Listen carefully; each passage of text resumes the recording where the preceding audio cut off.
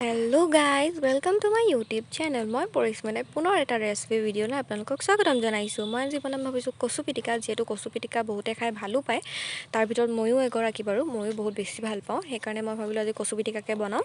তাৰ কাৰণে মোক লাগিব কচু, যিখিনি মোৰ হাতত আছে দেখিছেই। মই ধুই মেলি লৈছোঁ কচুখিনি খৰাহিটোতে। তাৰ পৰা এইখিনি মই অকণমান সময় ৰ'দত দিম। যিহেতু কচুৰ ভিতৰত আঠাটো থাকিলে খজুৱাই বুলি কয়, সেইকাৰণে মই খুব কম সময় ৰ'দত দি মেলি আকৌ অলপ লেৰেলিব দিম। যিহেতু আজি ৰ'দটো কাঢ়া, তাৰ পৰা কচুখিনি লেৰেলাৰ পিছত এনেধৰণৰ হৈ পৰিব।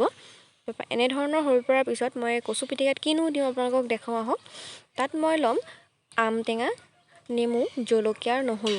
তাৰ পৰা আম টেঙাৰ লগতে মই নেমু দিছোঁ, কাৰণ আম টেঙাটো ইমান টেঙা নহয়, সেইকাৰণে মই এনেকৈয়ে ল'লোঁ।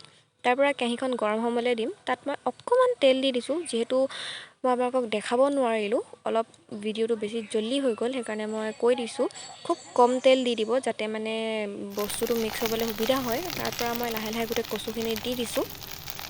যিহেতু কচুৰ পৰিমাণটো মোৰ সৰহ, অকণমান সময়ো লাগে, সেইকাৰণে আৰু ভিডিঅ' কৰি থাকিবলৈ এনেকৈ দিবলৈ দিগদাৰ হৈ যায়। সেইকাৰণে মানে মই এনেকৈ লাহে লাহে অলপ অলপকৈ দি দিছোঁ। দি দিয়াৰ পিছত মই কচুখিনিত অকণমান নিমখ ছটিয়াই দিম। আপোনালোকে পিটিকা কৰোঁতেও দিব পাৰে, খালি নিমখটো আগত দি দিলে লেৰেলি যায় বুলি কয়, সোনকালে বস্তুটো মিক্স হৈ যায় বুলি কয়। সেইকাৰণে মই আগতীয়াকৈ দি ল'লোঁ। দি দিয়াৰ পিছত মই লাহে লাহে কচুখিনি গোটেইখিনি মিক্স নোহোৱালৈকে লৰাই ল'ম। যিহেতু নিমখটো গোটেই পাতখিনিত সোমাই গ'লে সোনকালে বেছি ভাল, তো মই গোটেইখিনি অকণমান লাহে লাহে লৰাই ল'ম। কেৰাহীখনো লৰি গৈছে, যিহেতু মই ধৰি ল'ব পৰা নাই, তো অলপ দিগদাৰ হৈছে ভিডিঅ'টো কৰি। তথাপিও মই চেষ্টা কৰিছোঁ যিমান পাৰোঁ শিকিবলৈ এনেকৈ। তাৰ পৰা কচুখিনি লৰাই লোৱাৰ পিছত তাত ঢাকনিখন দি দিম। 3 মিনিটমান ঢাকনিখন দিয়াৰ পিছত মই আকৌ ঢাকনিখন এৰাই ল'লোঁ। এৰুৱাটো দেখাব নহ'ল, তথাপিও মই কৈ গৈছোঁ। এৰাই ল'লোঁ। এৰুৱাৰ পিছত যিখিনি মই জলকীয়া কাটি লৈছিলোঁ, জলকীয়া গোটাকৈ লোৱাৰ পিছত মই ফালি ল'লোঁ জলকীয়াখিনি ফালি লোৱাৰ পিছত তাত মই জলকীয়া দি দিম। আৰু যিখিনি মই নহৰু গুচাই লৈছিলোঁ গোটাকৈ, আপোনালোকে ইচ্ছা কৰিলে পিচিও ল'ব পাৰে, মই তথাপিও গোটাকৈ দিছোঁ। তাৰ পৰা গোটাকৈ দিয়াৰ পিছত গোটেইখিনি মই লৰাই ল'ম অকণমান সময়, যাতে গোটেইখিনি ধুনীয়াকৈ জলকীয়াখিনিও মিক্স হৈ যায় আৰু হেৰিও মিক্স হৈ যায়, নহৰুখিনি। তাৰ পৰা মই তাত দি দিম আম টেঙাখিনি, যিখিনি আম টেঙা মই ৰুকি থৈছিলোঁ। মোৰ আমটো বৰ বিশেষ ভাল নোলালে, সেইকাৰণে খুব কমেই ওলালে, সেইকাৰণে মই দি ল'লোঁ। তাৰ পৰা দিয়াৰ পিছত এইখিনি গোটেইখিনি মিক্স কৰি ল'ম, যাতে টেঙাটো গোটেইখিনিয়ে মানে মিক্স হৈ যায়। গোটেইখিনি মিক্স কৰাৰ পিছত অকণমান সময় ইয়াক লৰাই থাকিম। লৰাই থকাৰ পিছত মই আকৌ এবাৰ অকণমান ঢাকনি দি দিম।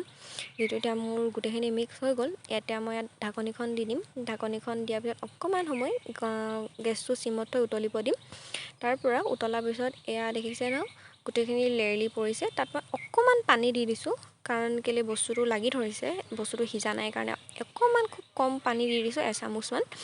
তাৰ পৰা পানীখিনি দিয়াৰ পিছত গোটেইখিনি লৰাই মেলি অকণমান দি এনেকৈ সিজাই মোৰ কচু পিটিকা ৰেডি হৈ গ'ল। আপোনালোকে দেখিলেই, এয়া মোৰ কচু পিটিকা ৰেডি। এইখিনি মই কি দিছোঁ আপোনালোকে দেখিলেই। ময়ো চেষ্টা কৰিছোঁ যাতে অলপ নিজেও শিকিব পাৰোঁ, আপোনালোককো দেখাব পাৰোঁ যে মই কেনেকৈনো বনাওঁ। তো যদি ভিডিঅ'টো ভাল লাগিলে তেন্তে লাইক কৰিব, ছাবস্ক্ৰাইব কৰিব আৰু কমেণ্ট কৰিব, পাৰিলে শ্বেয়াৰ কৰি দিব।